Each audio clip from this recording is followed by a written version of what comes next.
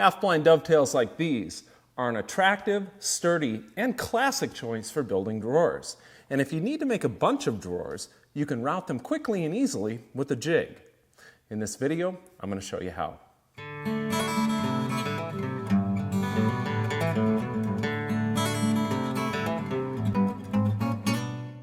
We're going to be cutting half-blind dovetails with Rockler's dovetailing jig, a mid-sized router, and the bits and guide bushing that come with the jig. So for starters, let's take a closer look at the jig. I've got my half-blind template installed on my jig, and you can see that it's the one that has this series of straight fingers and slots. It's labeled half-blind dovetails to help keep things clear, and it's also the template that you would use to cut through dovetail tails because this jig will do both styles. Now we're going to be adjusting the template and this stop bar here when setting up these cuts. So Rockler provides these scales to help make the setup process easier. Now obviously the template sets up the patterns of pins, tails, and slots, and this stop bar limits the router base's travel forward when making those cuts. The jig has a couple of clamps on it.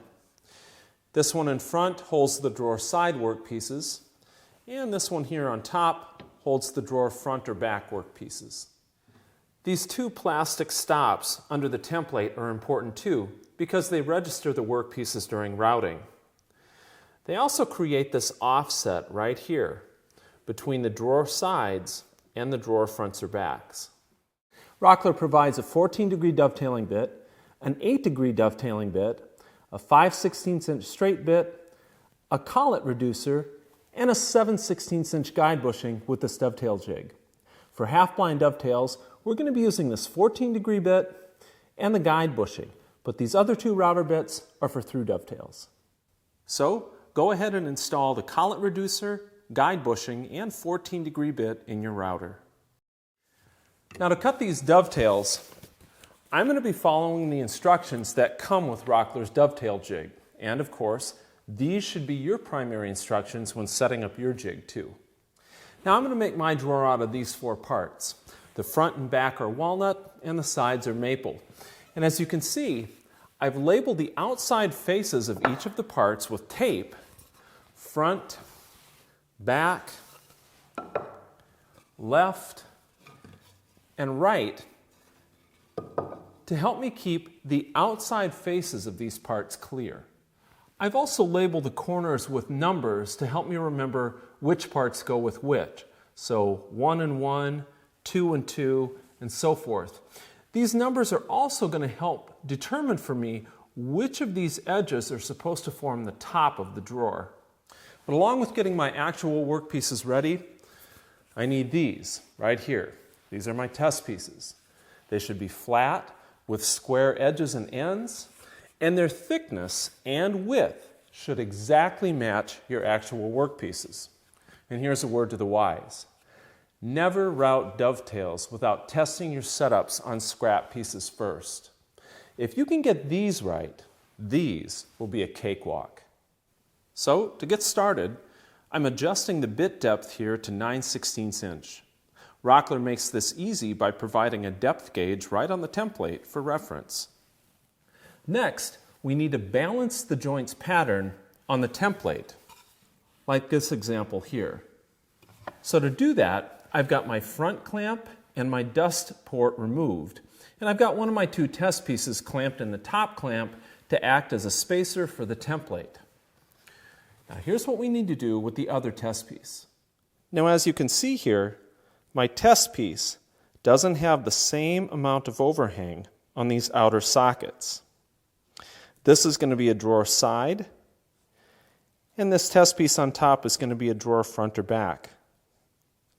Each of these fingers on the template is going to form a tail on the drawer side, and these slots are going to form the sockets for the pins on the drawer front and back.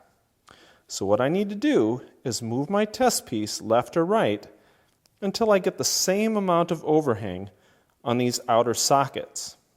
And that looks pretty good, so I'll hold it in place.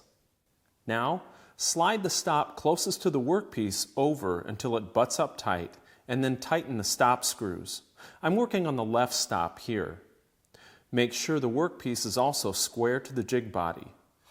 And once this stop is set, follow the same process to balance the joint and set the right-hand stop. Now, after reinstalling the front clamp and dust hood, I'm going to insert the front test piece so it butts against the stop and is flush to the bottom of the template. Then tighten the clamp. I'll also slide the top test piece over so it's flush to the stop and butted against the back of the front test piece. Then clamp it in place too. And now both of these test pieces are nearly ready for routing, but we still need to make a few adjustments to the template and the stop bar. So let's do that next. To help us set the template's position, Rockler provides this diagram on the jig and these scales. Now, I'm using 1/2 inch thick stock, so I need to set the back edge of my half blind template to the A position on the scales.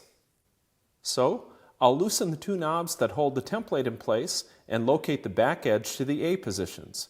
Do this carefully and tighten the knobs again. I also need to adjust the stop bar on the jig, and that position will be determined by the diameter of your router subbase. Now, Rockler has a simple formula in the instructions for determining that position, and in the case of my DeWalt router here, it's 3 3/4 of an inch. So I'm going to move my stop bar back 3 3/4 of an inch from the front edge of the template. Well, now I've got my router bit depth set, my test pieces are clamped in place, and the jig's template and stop bar are adjusted. So I'm ready to route these test pieces. And in order to do that, I'm going to be sure to wear my safety glasses and hearing protection. And to help keep the dust to a minimum, I'm going to connect this jig's dust collection accessory to my shop vacuum. To route the test pieces, start on the left side of the template and gradually feed the router into the template slots using a slow but steady feed rate.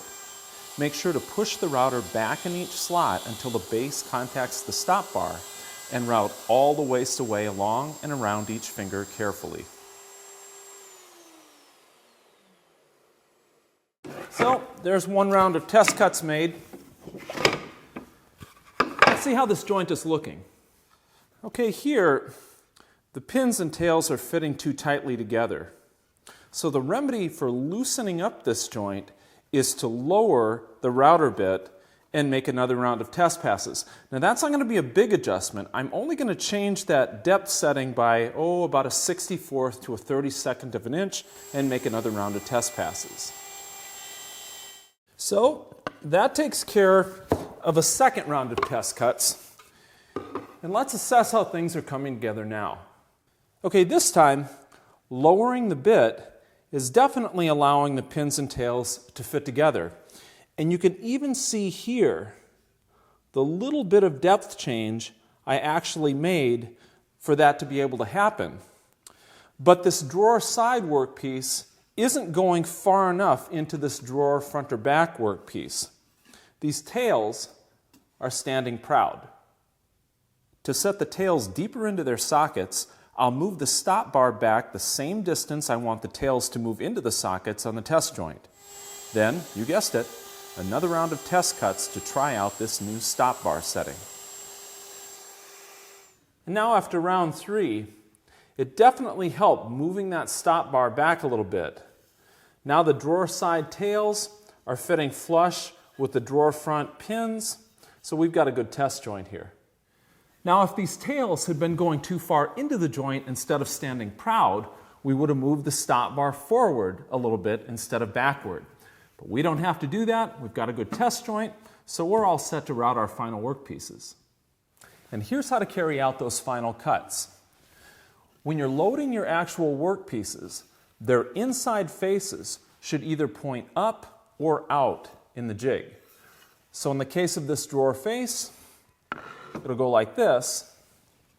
And in the case of this drawer side, it'll go like this. You want to hide your labels from view. Also,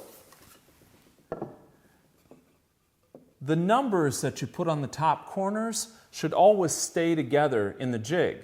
So in your setup, if you've got numbers facing the opposite directions, you've done something wrong. And you've got 4 joints to take care of, 2 on the left and 2 on the right. Route the 2 left-hand joints against the left stop and the 2 right-hand joints against the right stop. Now clamp the parts carefully, double checking their orientation, and route the 4 joints just as you did the test joint using the left and right stops. While it may seem like a lot of fuss, these half-blind joints are looking great. And it really only took a few rounds of test passes to get things dialed in. And now that the jig is set, I could make 10 drawers or 100 drawers. And that's where the speed can come in using a router and a jig. But regardless of whether you use Rockler's dovetail jig or another one, or you're making through dovetails instead of half-blinds, the procedure is the same. Set up your jig carefully, following your instruction manual. Make test cuts on scrap so you can assess every change you make until the joints are fitting together right. And above all, be patient, and that can be the hardest part. If you're methodical in your setups, you'll get great fitting joints in the end. I'm Chris Marshall with Woodworkers Journal magazine, and thanks for watching.